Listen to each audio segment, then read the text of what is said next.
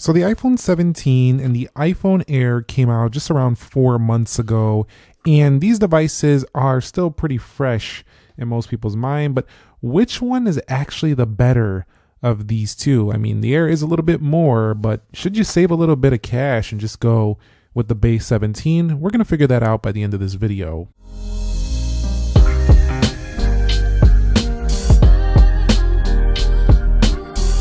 So what is up, guys? Nick here, helping you to master your technology. And which one actually makes sense? Well, from a price perspective, the iPhone Air is going to cost more because you do get a bigger screen. You do get a pretty innovative design here, very thin, very light, and it definitely feels like that iPhone 10-like feel, just very different type of feel. The biggest con, though, is this phone has that single camera, which is definitely not everyone's favorite right there. I do have the black color here. It's very, very nice, super sleek over here, shiny camera bar up there. But generally, the iPhone 17 is going to make a bit more sense for those of you who want just basically everything you need in a phone and save some cash. So if you're looking to save the most cash, clearly it's going to be the 17. But months later, I find that the value proposition easily going to go to the 17 just because it has dual cameras, better battery life. It is actually a more comfortable size to use, but it also does have pretty much the same exact performance that you're going to find on the iPhone Air. So when it comes to their body and the build, the iPhone Air is actually just 5.6 millimeters thin, so it's incredibly thin. It does get a bit thicker at its camera bar up there, you'll see, but it's incredibly thin even by comparison to the iPhone 17, which comes in at a pretty good 8 millimeters, but it definitely feels a lot thicker when actually holding that phone. However, because the iPhone Air went with a 6.5-inch screen, the reach is still higher on the Air than the iPhone 17. So this is still a comfortable phone for the 17 just due to its 6.3-inch size.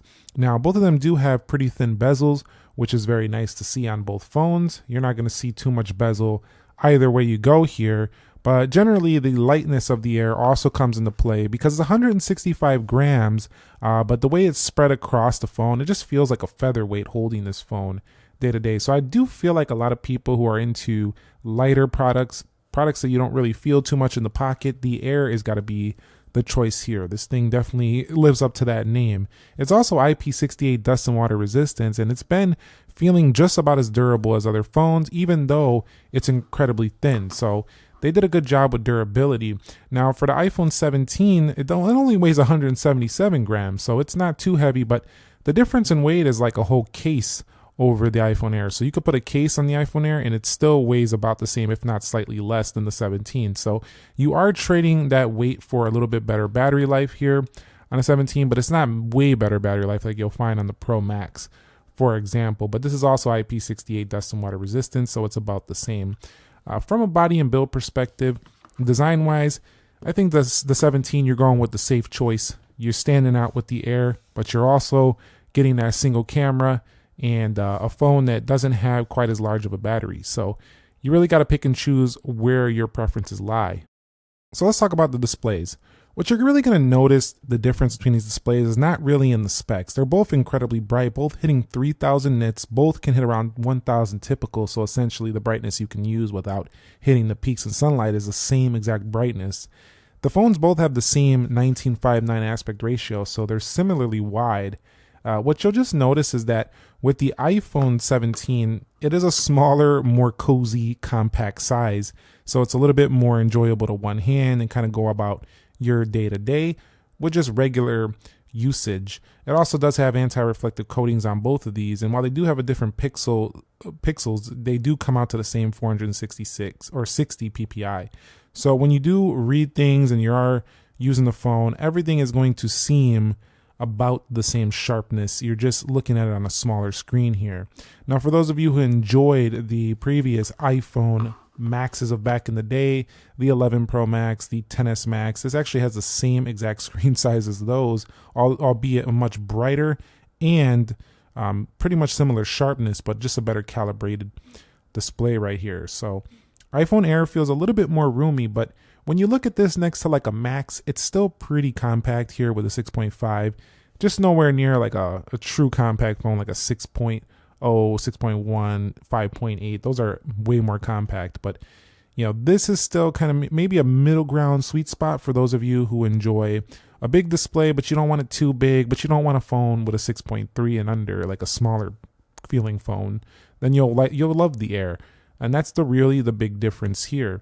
I do feel like the bezels for some reason look slightly thinner on the iPhone 17 over here, but generally, when we look at both of these, you will find that the 17 just feels like the more normal iPhone, safe choice, cozy, compact. This one stretching that display a little bit, but also giving you super thin and super light. Other than that, you're going to watch video at the same. It's going to look about the same. The color calibration is about the same. So I would just say choose it based on, do you want those 0.2 inches extra for the Air? If you do, you'll probably like that. But the reach is a little bit more uncomfortable on the Air and a little bit harder to one-hand that phone. So I always thought in my mind when using this phone, I imagine if they made an Air with a 6.1 or a smaller display, maybe like even a 5.8, that would be something, wouldn't it? Now, when it comes to their performance day to day, they do rock similar chipsets. We do have the Apple A19 on the base iPhone here. We're also going to get the 8 gigabytes of RAM on the base iPhone here. So it's pretty quick, and 120 hertz makes this feel like a previous Pro model phone. So I don't feel like I even need any type of Pro phone to get on with my normal daily iPhone tasks. It's really made this the best base iPhone value in years. And you see, as I pop through these applications, scroll through iOS, I was just not tapping that correctly. This is just a really, really enjoyable experience. It can also do games pretty well. It does have a pretty good GPU. So this phone is kind of like a Pro phone without the Pro name, with a couple of less camera right there on the back, a couple of features, no RAW modes and stuff like that. But the Air tries to give you a little bit more with it has the Apple A19 Pro chip, so it gives you a little bit more. It gives you a little bit more RAM, so it's trying to be a little bit more premium. And if you want to pay that extra for a little bit more screen, a little bit more RAM, the A19 Pro chip, the iPhone Air is technically the more powerful chipset. You don't really notice it too much on the day-to-day, but if you're going to keep a phone a long time, the Air would probably be a little bit more better performance down the line. But honestly, day-to-day, I can't really notice a difference between either. The Air definitely flies along very well with its 12 gigs of RAM. The iPhone 17 does just fine as well with its 8. So they're both very strong in daily performance use. Now, when it comes to the battery life, the daily reality of these is that the iPhone 17 has just simply been a better phone in battery. The phone just lasts longer due to its larger physical cell inside of there. I mean, we're not talking about a substantially larger battery here. We're only at 3692, but that's nearly 500 more than the 3149 on the iPhone Air. So that's gonna mean the difference between maybe an hour or so in battery life, and that can be the difference between your battery draining and dying out in an emergency situation where you need to get to the charger or not. So this is the better value in battery. There's no doubt about it. We do have the ability to put low power mode on either phone, which will give you extended battery. You can actually add it in the control center over here, and you can actually change the size, I believe. Maybe not on this one. Let's see. Yeah, you can. So if we go ahead and click that, but then when you put this on, it kind of goes back to a 60 hertz feel. Not a big fan of 60 hertz, but you can extend it with low power mode. But at the end of the day, this is probably the worst of the battery of the entire 17 lineup. So for that reason, it's been a little bit hard to justify its price point. But when you look at everything else, if you're a casual user who has battery packs, you charge in your car. CarPlay charges most phones anyway when you're using CarPlay. You charge overnight. I don't think the Air causes any real issue between most people. Honestly, it doesn't. It's probably a little bit over talked about how the battery is not the best. The 17, though, in reality, using both of these is better, though. So if that really matters to you, the 17 is going to be the better choice for you. So let's go ahead and talk about cameras here. So with the iPhone 17, the main difference is that you do get that extra lens for the ultra wide. It's definitely a pretty nice decision on Apple's part, and it kind of makes this phone feel like the better camera choice, which it technically is because of that extra camera. And I think for that reason, this phone's far gonna probably outsell the iPhone Air when total results are tallied up. But generally, they all do have the same great front-facing camera that allows you to back this thing out wide. So essentially, really, really strong front-facing camera on both. Both have camera control. It's pretty impressive how the Air's camera control is kind of like squeezed into that tiny frame.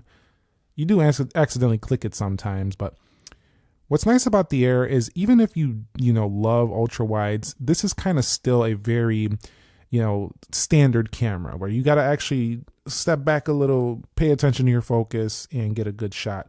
The truth of the matter is the Air does a really good job in almost all video and photo scenarios, even besting most of the Android competition, even with a single lens. I mean, look how sharp that lens looks right there on this photo. And the video quality is strong as well. It's a single camera. So if you want that extra versatility, this is not the phone. But I think the truth is that most people don't need more than this, what this offers. But they still see it on paper and they see the other cameras and they say, why would I pay the money when I could just get the extra one? Even if I'm not using it that much, it still costs more to have a single camera. And that's not, in people's mind, that's not going to be a smart choice to get a phone with a single camera when they could get a phone with less money with more cameras. So, that more is better kind of statement, I think, affects sales on the iPhone Air. So I think seeing two cameras in the future is going to be a good thing. But I have to say, after several months, the camera quality is superb on both of these phones. I choose the Air if you like a more simple camera setup. I choose the 17 if you want a little bit more versatility with the ultra wide setup. So that's really how you're going to make that decision on that one, I feel. Now, when it comes to the heat and performance, neither of these have been getting too warm under use. When you set them both up, they will get a little bit toasty, and these are a little bit toastier under pushing them than 17 Pro and Pro Max. Those have thermal vapor chambers. So these two get a little bit warmer when touching them, when they get a little bit warm. But I find because the Air is so thin, I could feel the heat a little bit more when they do warm up. So Air a little bit worse to me with thermals. Like I just feel it a little bit more up in this area specifically. The 17, I think because it's a little thicker, it has a little bit more room to disperse heat. Also aluminum over here, so it's going to be a little bit better as well. This is titanium edges, so not a totally super. Neither of these get really uncomfortably warm. That's the good news. The news though between these two is that if you want one that feels a little bit less like it's going to get warm in your hands, it's going to be the 17. The Air is so thin and it's titanium, you're going to feel it a little bit. Nowhere near 15 Pro Max, nothing like that, but you'll feel it a little bit. It's kind of more like the 16 series a little bit. When it comes to software, I don't want to go on and on about what they offer. We know what it is, 26 on both of these. You do have the same clear icons. You still have the same liquid glass. I mean, you're getting the same experience. It's just that with the iPhone 17, it's on a smaller screen. That's about it. I mean, app library off to the side, Siri, visual intelligence, AI is on both of these. So, I mean, let's go ahead and hold that down. Take a photo right there. I don't have that Siri button set up there, but you can go ahead and set up the visual intelligence. This one has it as well. Both of them supporting Apple's intelligence features here, rewrite tools. These are still in beta, a lot of these Apple intelligence features, but they can use chatbot applications, so no big issue. They are integrating with ChatGPT. Using the Air just feels like you're extending the iOS to a larger display, but because it's a larger display, I get that same feeling like, why can't I split screen on this larger display? Why can't I rotate this to landscape mode? So it does feel like a little bit more standardized on the iPhone 17, like what I'm used to. And then on here, I just feel like I want a little bit more of multitasking because of the size. It would be really nice on this phone, but generally same features, same software experience. I would say the Air is going to probably get a little bit more updates down the line. I think maybe one more than the 17 because of the Pro chip in there, but that I could be wrong. They're both A19s at the end of the day. So let's wrap it up here. Final verdict between both. By the way, the speakers are significantly better. We didn't talk about that. And the phone call quality is kind of on the same level I found in my day-to-day use. But speakerphone significantly better here on the left. Both of them do have action buttons, emergency SOS, and texting via satellite. So no real changes in the special features department. We do have ourselves faster charging than some previous models, but nothing out of the ordinary, nothing super amazing. When it comes to price and value, if I had to pick one, I'm going with the 17. I think it's a better value for money. It has more features when it comes to the dual cameras here, bigger battery, same brightness and display, a little bit more classic. I like the sage green color here. Definitely very clean and simple. These edges don't get smudgy because it's aluminum, so it stays clean year round all the time. I mean, if you get this phone dirty, it's because you're not taking care of your phone too well. This phone tends to stay pretty clean without too much maintenance. This one over here, a little bit more TLC needed, tender love and care, because it does need a little bit of wipe downs of these shiny edges right here. You want to be careful because it's so thin not to drop it too frequently. It is pretty grippy though, I have to say. It doesn't feel like a super slippery phone. I actually find the Pro Max to feel more slippery than the iPhone Air. Honestly, these titanium edges are very grippy. So that's something to keep in mind. But they do have very good durability, so I'm not too worried about issues there. But the Air is really for that person who wants something that feels different. They want something that feels lightweight. They're a casual user. They're tired of the heavy, hefty phones in their pocket, and they're okay with a single camera. They're okay with some of the small omissions Apple did make on here. So for that, that's going to be the iPhone Air. And I do think Apple's going to improve it pretty drastically on the second version of that phone to get more sales on the device. But wrapping it up, that's my final take on these two. Enjoy the rest of your New Year's Eve. Let me know which one you would pick. And if you have any questions, comments, concerns, videos you'd like to see going into the new year, drop them down below in the comments. And I'll catch you on the next one. Nick here. Be sure to be well and peace.